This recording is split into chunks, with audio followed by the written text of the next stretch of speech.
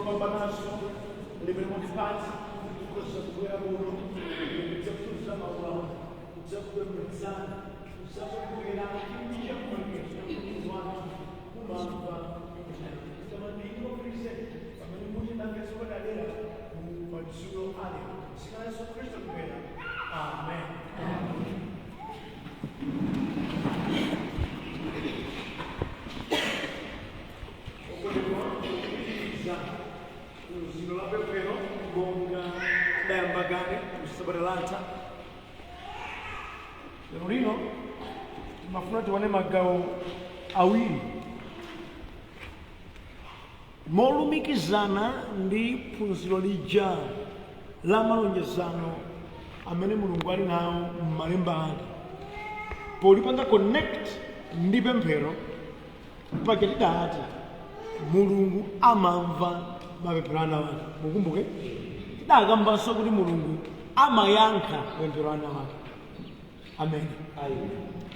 Mugawo loyambiriraji mafuta one zimenezo ndi zitsanzo zake zakuti mulungu yudi amamva. So nthawi zambiri tikamakamba kuti mulungu amamva mapemphero ana ake, anthu fe m'maganizo mwathu nkutheka mmatha kuyenda ting'ono timene mulungu akhoza kuchita, kuyiwala kuti ngakhale zikuluzikulu zokhudza dziko lonse mulungu akotani kuti akhoza kuchita. Zimene anthu sakuyembekeza kuti zikhoza kuchitika ku dziko lapansi mulungu akhoza kuchitanso. Yakobo chapter number 5 ndime yake number 17 pali umboni umene ukulembedwa pamenepo okhudzana ndi Eliya.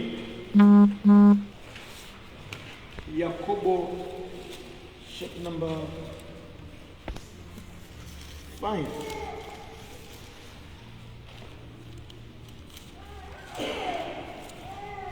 ndime yake number 17 akuti Eliya anali munthu ngati ife. Iye anapemphera mwamphamvu kuti mvula isagwe, ndipo sidagwedi kwa zaka 3.5. Amen. Munthu ngati ndani kodi? Ifeyo.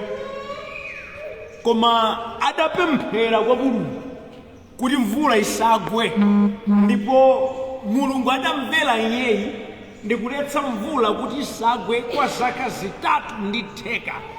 Funso langa kwa inu, mumadzimvanso ngati mulungu akhoza kumvani pemphero lanu lokhudza ngakhale dziko lonse kuti Ambuye mvula isabwere m'Malawi kwa zaka 3.5? Mulungu kutani kuti ndikumva? Mmadzitenga kusotero inu kuti mulungu akhoza kumverani chimenechi ngati Mkhristu? Mwazolika. Mumadzitenga konso kuti Yehova yakhoza kumverani kapena Chikhristu chanu mati ngati mkumva akhoza kumva pemphero lako usokhawa, ngati mkumva akhoza kumva pemphero lako ujeni, koma ineyo mpaka na ichi chimulungu kuchita. Koma Bible kuti Eliya anali munthu ngati ati ndikukonda mawu amenewo chifukwa nthawi zambiri tikamatenga munthu timamutenga munthuyo pa mwina udindo wake, kuti mwina mulungu akhoza kumvera munthuyi malingana ndi udindo umene wampatsa, kapena mulungu akhoza kumvera munthuyi popeza ndi mphatso imene adampatsa. Koma Bible kuti Eliya anali munthu ngati inuyo ndi ine. Koma munthu amene atapemphera kwa Ambuye kuti isabwere mvula malingana ndi situation ya nthawi imeneyo, kumwamba kudamveradi ndi kutseka mvula 3.5 years, mvula yosabwera. Andikadawerenga ndikapeza kuti mvula ibwerenso nkuti Eliyayi adapempheranso mulungu nkumvera. Funso langa kwa inu, kodi inunso muzikuluzikulu zotere mumatero kuti mulungu akumva pemphero lanu? Chifukwa nthawi zambiri tikamati tipemphereni dziko, tipemphereni chakati, ambiri timakuti poti lilipo gulu, koma sumadzitenga wekhayo kuti ineyo mulungu akhoza kundimva ndi kuyankhulachi ndipo chikhoza kuchitika. Anthu ambiri adakati adzikhala ndi chikhulupiriro chotere chakuti mulungu akhoza kundimva ngakhale zokhudza dziko, ngakhale zokhudza mpingo, zokhudza mudzi, akhoza kumalimbikira kupemphera. Mukudziwa anthu ambiri amageza kuti mulungu amangomva zokhudza iwowo, kuti Ambuye ine, Ambuye ine. Si choncho. Mulungu akhoza kumva pemphero lanu lokhudza china chilichonse. Amen. Tikamati mulungu amamva pempherolo ndi lokhudza china chilichonse, ndi lokhudza nyengo ina iliyonse, ndi lokhudza kena kalikonse kangakhale kakulu bwanji kovuta bwanji, kumwambako akhoza kumva. Imagine dziko lonse mvula yosagwa, pemphera ndani? Munthu mmodzi. Mwina anasamanda kuti kuti wakula kuti mpaka na changa chata mvula yosabwera. Mwina adatani kuti adapemphera. So ngati mulungu amene amatha kumva pemphero ndi kutseka mvula 3.5 years mvula yosabwera, ngati tati tipemphere fiti zonse zakuno kunjisi tipemphera Ambuye zigwe usiku sizingagwedi, akhoza kupetsa ndani? Tipemphera kuti Ambuye chisomo chanu chifike, anthu atembenuke mtima mdera ino, satembenuka anthuwo owatembenuza mulungu. Tipemphere mabanja Ambuye, mangani mabanja mdera lino. Ambuye anu akuvutika mabanja ena ngachaina machitidwe ake lowerera na Ambuye salowerera. Ngani za wana amene tikuvutika nawo ana akuvutika kusaluka. Yehova ana amene wandi mphatso mwatipatsa ndinu. Chira naona ana amene Ambuye atembenuzeni akhale mchimene mukufuna samva chautayo akumva. Ngani za ntchito, ngani zosowa mabanja, ngani za matenda, kodi Yehova sanamve akuza kumva. Ndimati ndikuwuzeni chimene chichikupatsani kulimbika mtima kuti ngati Mulungu adamvera Eliya mmodzi yekha ndi kutseka mvula kumwamba 3.5 years mvula yosabwera, inunso okhulupirira Mulungu yemweyi akhoza kumvera china chake mungampemphe chikhoza kuchitika. Amen. Mpake Bible limati pena pake malemba adalembedwa kuti akhale chotilimbikitsa kuti ngati munthu onga ngati ifeyo adachita zomweso, ifenso titapemphera zikhoza kutheka. Amen. Ndiye tiwerengeso ni 1 Mafumu chapter number 18 ndime yake ya 36 kulekeza 38. Ikani mwe ya area yemweyo muone apa mbona kupangira Yakobo 5 ndime number 17 akugamba zamene adapemphera poyamba ndi kuletsa mvula. Tiwerengeso ni 1 Mafumu chapter number 18. 1 Mafumu chapter number 18 ndime yake ya 36 kulekeza 38. Malemba akuti panthawi yopereka nsembe mneneri Eliya anasakira pafupi ndi kuona nsembe napemphera kuti inu Yehova Mulungu wa Abrahamu, Isaka ndi Yakobo, lero zidziwike kuti ndinu Mulungu mu Israeli ndipo kuti ine ndine mtumiki wanu, kuti ine ndachita zonsezi chifukwa mwalamula ndiyankheni inu Yehova, ndiyankheni kuti anthu awa adziwe inu Yehova kuti ndinu Mulungu ndipo kuti mutembenuzanso mitima yawo kwa inu. 38. Pamenepo moto wa Yehova unagwa nunyengetsa nsembe yopserezayo, nkuni, miyala ndi dothi lomwe, unawumitsanso madzi amene anali m'ngalande. Amen. Eliya yemwe yakupemphera apa kuti utsike moto paja mukumbuka kuti ali pa phiri la Karimeli ndanenera Baala adanena kuti kudziwike kuti Baala ndi mulungu kapena Yehova ndi mulungu tipereke nsembe kwa mulunguyi koma osapereka moto. Adakoza ng'ombe zawo kuzika apo guwa lawo apa kena kugamba pemphera ino Baala yambani ndinu Baala adapemphera Baala osapereka moto. Ndi nthawi tsopano ya Eliya akuti Yehova ndimvere. Mwana pemphero lake lathukuta lokontha mawu. Ana ambiri magazi kuti kuti mulungu amamva pemphero wakukontha mawu. Yehova Mulungu wa makamu inu ndinu patali kwapetete kapena pemphero lomenyamenya nyumba ponda nyumba kuti mulungu amva. Tikadawerenge mene pemphero anenera Baala okondedwa anenera Baala adadzipereka akadali kuna Baala mulungu akadamva chisoni. Pamalemba kuti amafika podzikudubuza anenera Baala akuvina Baala liyankeni Baala sakani kulibe Baala yonanga. Ndipo Bible limati adafika mpaka podzicheka utenga mpeni ndi kudzilemba magazi chu kuti mwina Baala akudzike mtima koma zidatheka. Andine kuti anthu amene amaona pati koma dala awawa ndi kulino koma amadziperekani munapempherako modzicheka modzilemba ndi mpeni mapempheranso ndi opsa omenda mipeni yomwe mandimva kale adayise kudzipereka. Ndipo ndikapenano kumadzipereka pa zinthu zabodza sikupindulitsa. Adadzipereka pa mulungu woti nkulibe ngwabodza sadapindule kanthu. Now uyu ndi Eliya amene akuchita mosiyana kanena Baala. Pemphero lake la simple mamilisi ake nanga mmene ndawutewalangiramu ni 36 verse lake mana 38 koma noma mawu ake ali mu verse limodzi lokha akuti Yehova mvereni ndachita zonsezi chifukwa mwanena ndinu mvereni Yehova kuti anthuwa adziwe kuti ndinu Yehova ndi kutinso mutembenuze mitima yawo. Pamenepo moto ndati kuti udatsika.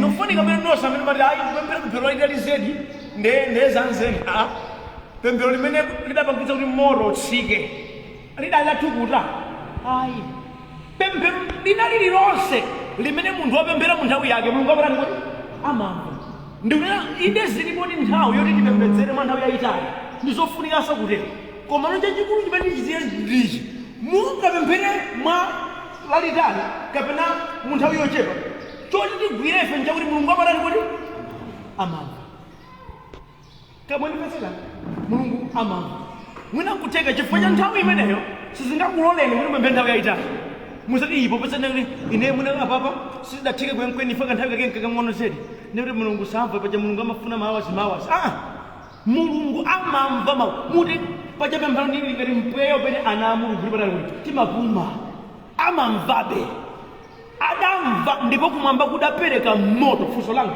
ngati ndi Eliya kumwamba kudapereka moto ndi kutsimikizira kuti Yehova adamapereka inuyo angalephere kukupatsani zimene mupempha mukumbuke Yesu pena kuti ngati inu anthu oyipa mmatha kukwanitsa kupereka zabwino kwa ana wanu nanga kuti bwanji Yehova sangathe kupereka kodi nthawi zambiri anthu fe timatsogoza maganizo athu timanena kuti mwina kapena mulunguyi amatera kapena mulunguyi amatera mawu kwa aneba muzati musamamuganizire mulungu mleke akhale mulungu auzane banga osamamuganizira mulungu mleke akhale mulungu ameni haleluya mleke akhale mulungu amachita zake ngati Yehova ndi wodabwitsa ndeti kadawerenga kupitirira pa ndime zomwezi mupezanena kuti munatingowerenga simaona poyambirira wapemphera Eliya kapemphero ka simple mulungu yemwe watani kodi wayamba moto watani wabwera mwandimva kaya tiye ndionenso tsiku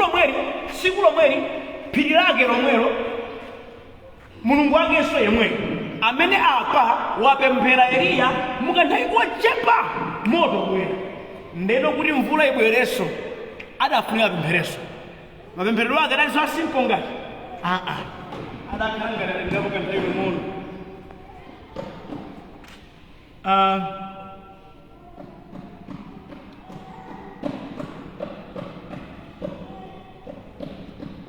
ndiyambire verse number 40 pamenepo Eliya analamulira anthuwo kuti agwirane aneneri a Baala musawalole kuti wina aliyense athawe anagwira onsewo ndipo Eliya anabwera nawo ku chigwa cha Kisoni nawo apha kumeneko 41 ndipo Eliya anati kwa Ahabu pitani kadyeni ndi kumwa pakuti kukumveka mkokomo wa mvula choncho Ahabu anapita kukadya ndi kumwa koma Eliya anakwera pamwamba pa phiri la Karimeli ndipo anawerama mpaka pansi nayimika mutu wake pakati pa miyendo yake Eliya anauza mtumiki wake kuti pita kayang'ane ku nyanja ndipo iye anapita nakayang'ana mtumikiyo anati kulibe kanthu kasanu kawiri Eliya anati pitanso ulendo wachisanu ndi chiwiri mtumikiyo anafotokozera kuti taonani kamtambo kakang'ono kokhala ngati dzanja la munthu kakutuluka ku nyanja pamenepo Eliya anati pita kawuze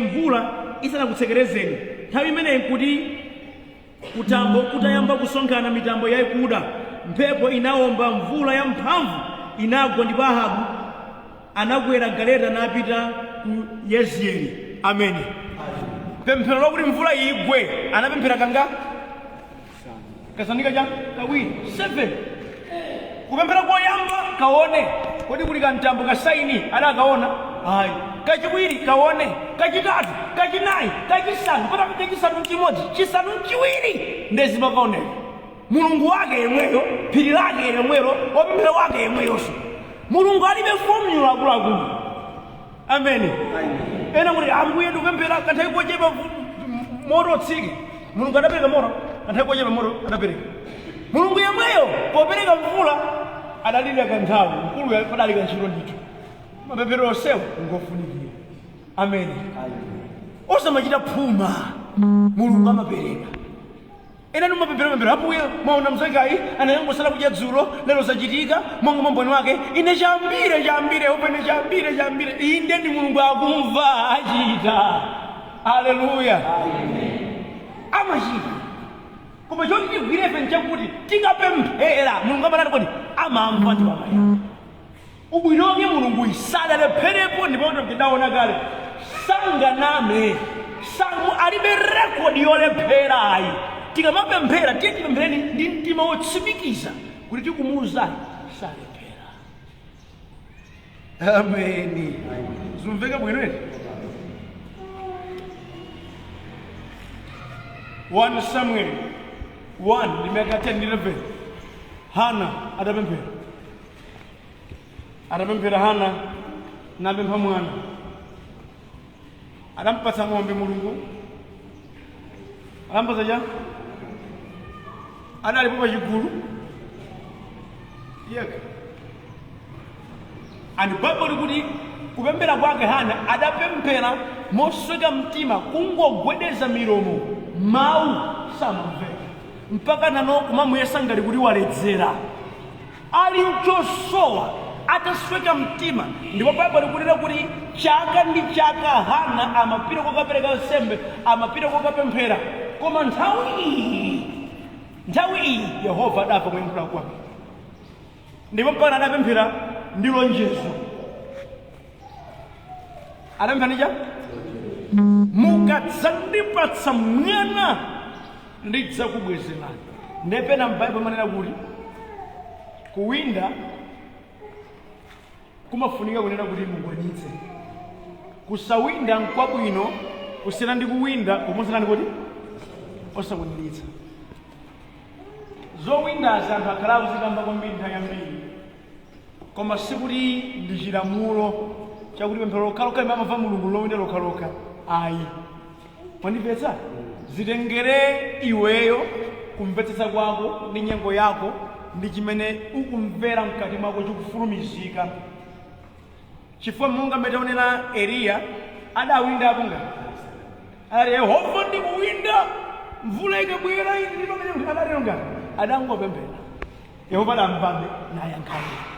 Tikimodzi kani za moto Eliya adangopemphera mulungu adamvaso. Apa Hana uyu chifukwa chosweka mtima akupereka lonjezano Yehova ineyo mukandipatsa mwana ndidzakubwezerani adzakutumikirani mwana amene. Yehova adamva nampatsa mwana.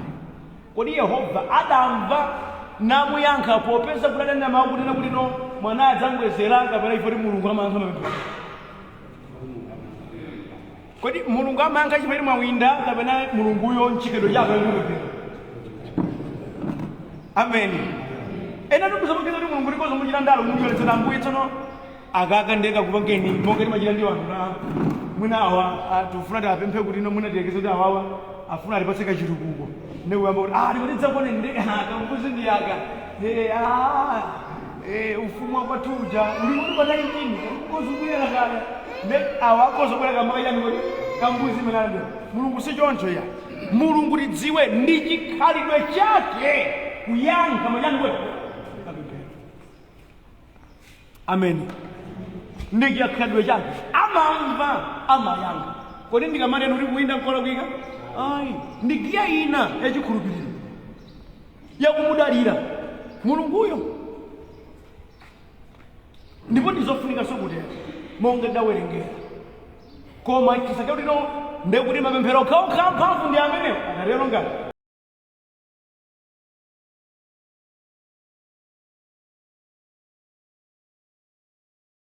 gulu lathu la mapemphero owinda okhaokha osaona sabwereko pano iya mulungu amamva mapemphero aliwonse. Amen. Zolepheretsa podziwa unena kuti no mapemphero anga mphamvu. Satana safuna kuti ife tidzipemphera amayesayesa kupereka njira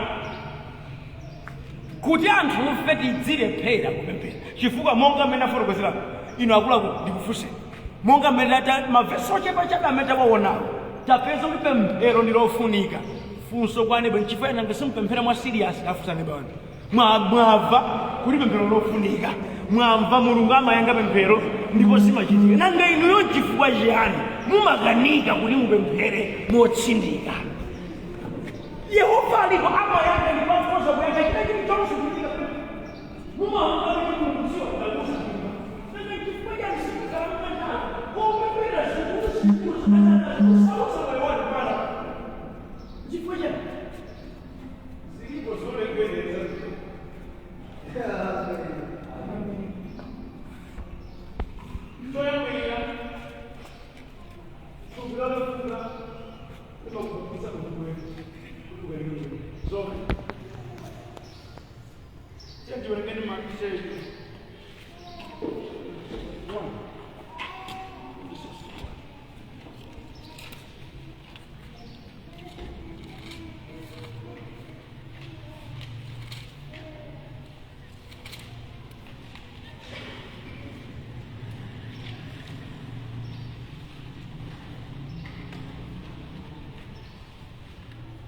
Matthew 26 verse 41.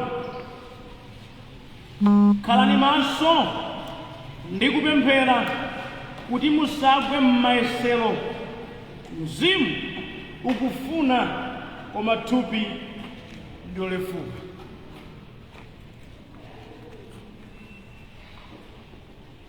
Akuonetsa kuti kulefuka kwa thupi kumakanikitsa utani kodi? Kupemphera.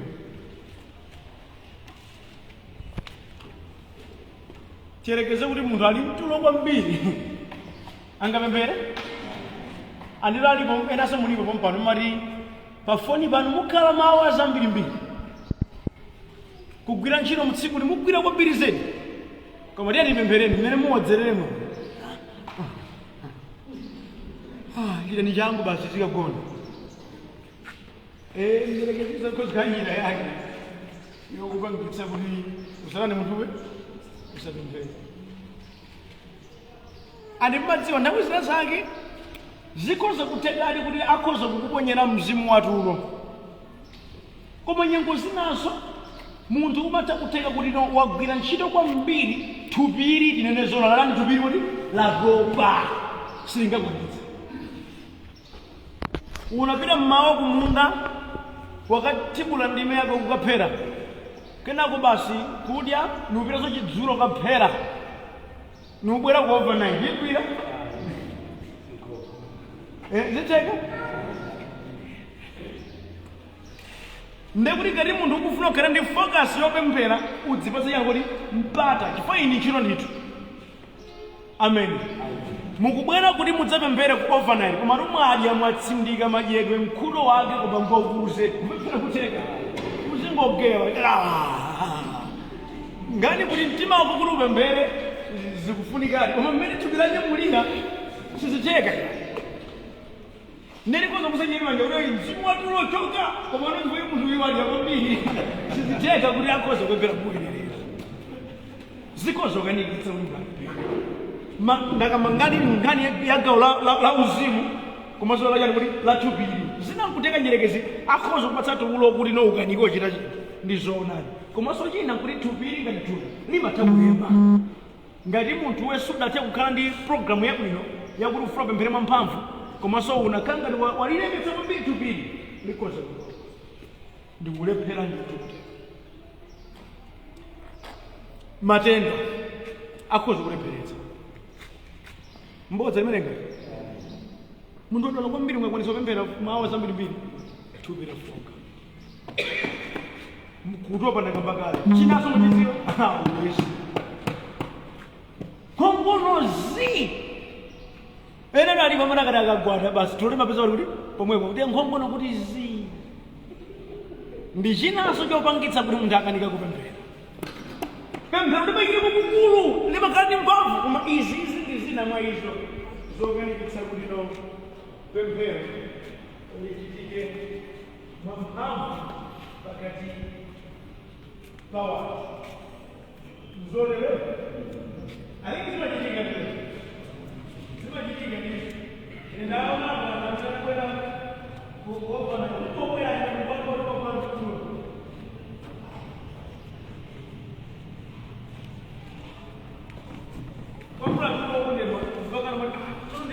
mnadzakani munokuri madzapemphera ngapena mangosita malo ogonera zimata kuchitika ndicho munthu witu kubwera ndi basi mamawa kwacha kumapira kunyumbani anakapemphera anajana achita kuopa na liomba jadina dezo nani tinapita kuopa nachi koma ina nakulo zangu ubona zimenezi zimatanso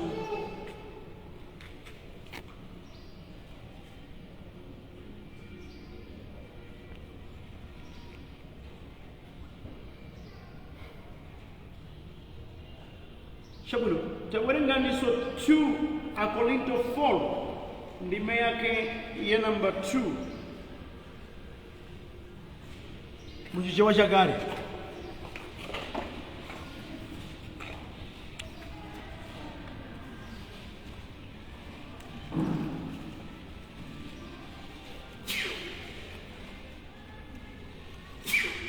Mwapeza 2 Akorinto 4 verse number 2. Angamba zotumikira ndebaliga statement again. Kamene ndokufuna mchichewa cha kale.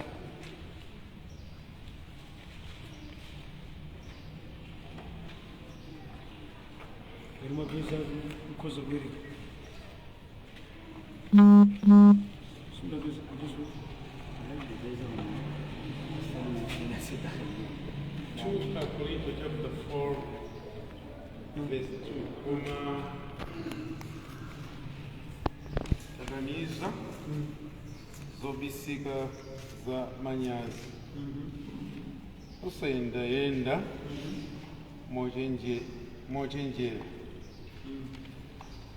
mochenjerera kapena kuchita nawo mawu a Mulungu monyenga koma ndi maonekedwe achoonadi tidzavomerezetsa tokha ku chikumbumtima cha anthu onse pamaso pa Mulungu. Osajenawo mawamu moda monyenga machinyengo komano tidavomereza imafuna mwene akukapasa kutumikira zimuzalikozi panga lifa kupembe kunena kuti zimafunika kuchita mwachoonadi tilimoze kuchita mwachoonadi osati mochenjeretsa yona moda naa ngati zikufunika kuti no mukuvomerezeka mchilungamo chake kuti mutero chitani motsindika ngati penanso mukuona kuti no pena kwese tingathe kutero choonadi nchoyenera kati limodzi kani zinafunika kutero mawu a Mulungu mawu ake tachite mwachilungamo kupempheranso tikuchite mwachani kuti mwachilungamo zikatero zipangitsa nena kuti no simulephera kuchitadi chinthucho chifano mwanyamula chani kuti choonadi gawo lina limene foni nene ndi ngani yoti no anthu amakanika kuti no akwanitse kupemphera chifukwa chodzitangwaningitsa ndi zinthu zawo zambiri zochitika tikawerenga nkhani ya Samson anali chiphanza ndithu chomenya nkhondo chotani koma sikawirikawiri Samson amapemphera ayi adipemphero lotsindika limene Samson anapemphera kwenikweni lakomalizira afuna ukafa masana ndotsakale mpapeda kumbula ogo chauta kumbukeni nifuna pamodzi anthu awawo inu somukakhala bize ndi zambiri kuchali chemudzibwera musimuzidana kuti simuzipemphera muzidangwanikitse basi musamala mapoto kakwechani kunyumba komanso nthawi ya pemphero ipezeke ulimi uchitike pempheroso litsindikike zinafunika ineno ndikamapanga lifa mmene Yesu amachitira amakhala very busy kumbirize koma kawiri Yesu amakanthawirani kuti yopemphera mukudziwa anthu pati makanika kuti tipemphere tili ndi maprogramu zambiri enanso maprogramu anu ndi osafunika ndipati ndikambenano anthu amamakhala eva busy pamene kalikonse ndi zopanda mutu zomwe sangathe kupemphera ngati mufuna mukhale inuyo opemphera as serious kuti china chake chichitike ndithu munafunika mugawe nthawi yanu bwino ndipo munafunika mutsindike kuti zina zochitika mdziwo nkalanza bwino ndithu zimuchita nawo ifa nthawi imeneyi inu mudzipereka kupemphera for example mwabwera tukuno inene kuti mulibe zochita zilipo zambirimbiri koma mwachita kusankha kuti munyengo imeneyi ife tikaphunzira mawu a Mulungu ndipo momwenso mungachitire ndi pemphero koma mukati basi sindikupeza konso kanthawi siyigwira andicho ndisakasa muchidziwa mulungu adangoleka 24 hours nkumpatsa munthu za program amapanganda yekha chimada kumbuka kuti uzikumbukira tsiku langali likhalo patuleke masiku enanso ikagwira ntchito zimatengera iwe kuti nkugwira ntchito kwangaku ndi chani china ndingachite ndi pemphero ndilike pati pempherolo ndikukhala serious ngati kuti ndi pemphero zimatengera iweyo fa nthawi itatani kuti adakupatsa amen asamizondera mangu kukhala busy kukhala busy zimatheka ndithu koma no ndimatende nene mufunikanso chisomo cha Ambuye kuti muthandizike. Yesu amatumikira kukhala busy kumbiri zedi koma nthawi yopemphera amatani kuti amayipeza. Davide mfumu ya busy zedi koma kawiri amakhala nthawi ya praise and worship komanso kupemphera. Amen. Inuyo simunganame ngati mukufuna kuti mupemphere mutani kuti mupemphera. Ine ndimati ena mati ife timafuna koma zimakanika chinthu chimene umachifuna koma suchichita ndekuti suchifuna pakuti akati umachifuna kwambiri udakachipezera njira yochikwaniritsira.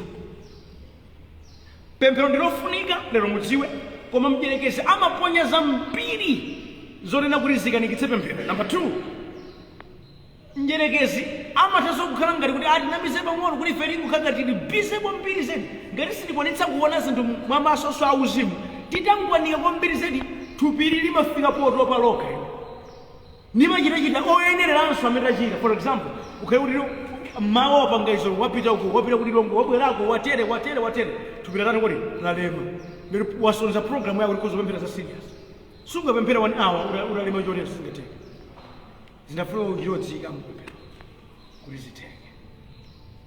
Amen. Ena ramakanika kupemphera sima yomwe ukanika ali bizo chuluko uyiwalo oko najakali nikuti Ambuye zonse zamkati mwanga ali sima moja kalero zilemekeze inu Yehova uli najakali ndinani uyiwala ndi pemphero lomwe sima lomwe pemphero kanye ali kutangwanika ayi musatero. Pemphero ndila mphamvu lero mudziwe ngeli sadzakuposa ni mpata chifukwa kudziwa kuti mukamapemphera nuyo zazikulu zizichitika. Kodi mukutera nthawi amatha kusonkhana mosapemphera zimachitike kusonkhana ndithu jeda kukamukani awapita mosapemphera ayi tidzipemphera. Tibwereso kunena ngati mufuna mukhani nthawi yopemphera zipaseni nthawi yabwino thupiso lili energetic zikhoza kutheka. Amen. Funso kapena ndemanga taona mphamvu ya pemphero palizani